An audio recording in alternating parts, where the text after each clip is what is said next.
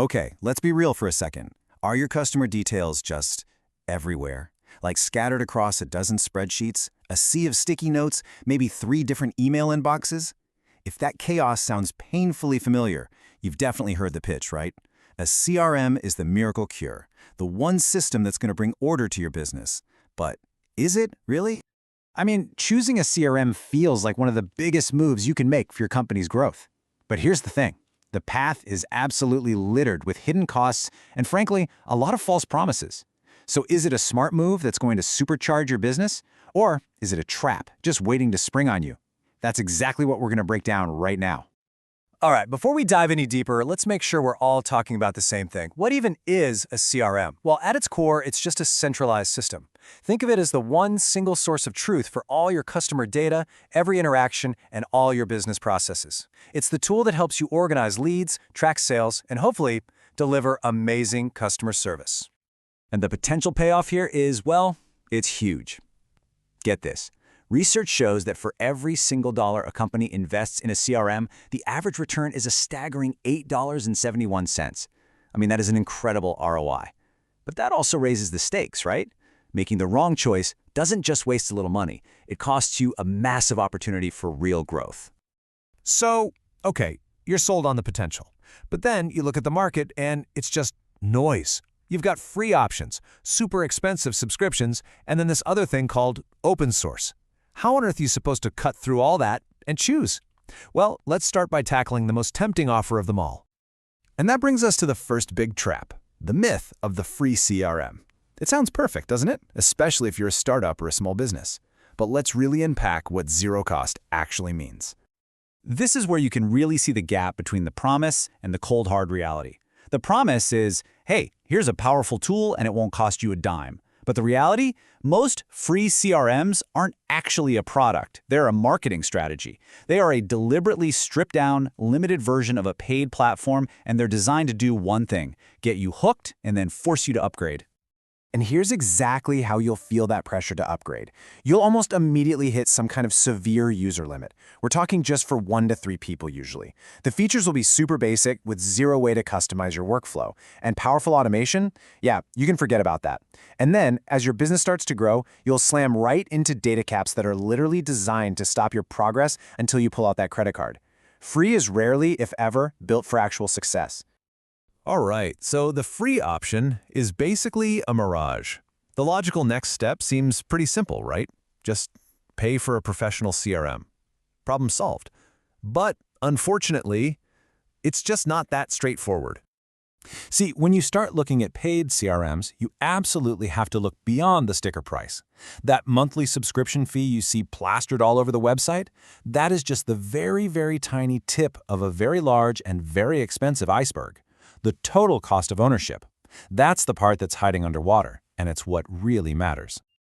And hey, don't just take my word for it. Check this out. In a survey by Forrester, over half of Salesforce users, one of the biggest platforms on the planet, said the thing they disliked most was the high cost of ownership over time.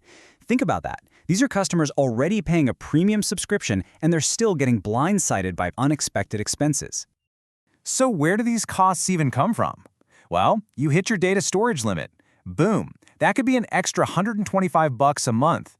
You need technical support around the clock. Get ready to add another 20% of your total license fee to the bill.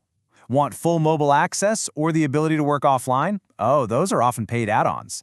And that's not even counting the fees for third-party consultants you might need just to get the thing set up. The true cost adds up fast. So hold on, if the free CRMs have all these hidden limits and the paid CRMs have all these hidden fees, this is getting confusing, right? It kind of suggests that maybe, just maybe, we've been asking the wrong question this whole time. Maybe the key to success isn't about the price tag of the tool at all. Maybe it's about the strategy you have for using it. It turns out the success or failure of a CRM has surprisingly little to do with the actual software. I know, it sounds crazy. But research consistently shows that real success comes down to 3 core pillars. 3 things that businesses almost always overlook in their rush to just buy the latest, shiniest tech. Okay, pillar number 1 is process. You have to, and I mean have to, analyze and define your workflows first. Think about it. How does a lead actually move from your marketing team to your sales team? What are the exact, concrete steps in your customer service follow-up? A CRM can't fix a broken process. All it's going to do is make your chaos digital. You have to map out your process before you ever even think about starting a free trial. All right, the second pillar is all about the human element. Let's face it, a CRM is totally useless if your team doesn't actually use it. Success absolutely hinges on your people. And that means getting real commitment from top management, building a culture that's genuinely customer-focused, and this is crucial, providing amazing training so your team understands not just how to click the buttons, but why it matters. And that brings us to our third and final pillar, technology. Now notice how this one comes last. That's on purpose. The technology is just an enabler. Its whole job is to support your well-defined process and your well-trained people.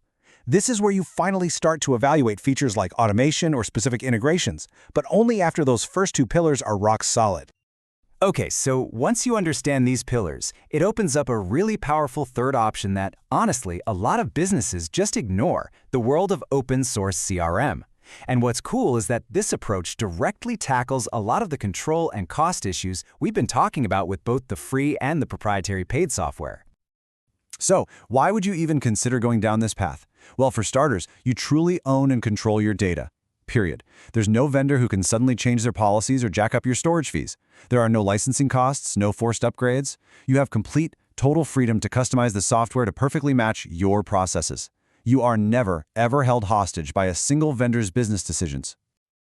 And look, open source isn't just one single thing. It's a whole rich ecosystem. You've got options like Suite CRM, which gives you really powerful enterprise-level features.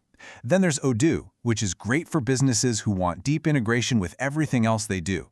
And for startups that just need the basics, there's even something called fat-free CRM, which is all about pure, simple setup. Okay, let's bring this all home. It's time to forget about comparing those endless feature lists. Armed with everything we've just covered, we can build a much, much smarter framework for actually making the right decision for your business. Really, it just comes down to these 3 steps. Step 1, map your process. Before you even look at a single piece of software, clearly define your workflows. Step 2, empower your people. Plan for training and user adoption right from day 1. And step 3, calculate the true ROI. That means evaluating every single potential cost, subscriptions, implementation, training, integrations, and weighing all of that against those potential revenue gains we talked about earlier. So at the end of the day, you realize the goal was never about finding the best CRM on the market. That whole question is just a distraction. The real question, the one that actually leads to that incredible 8-to-1 return on investment, is this. What is the right customer relationship strategy for our business? Once you have the answer to that, trust me, the right tool will become obvious.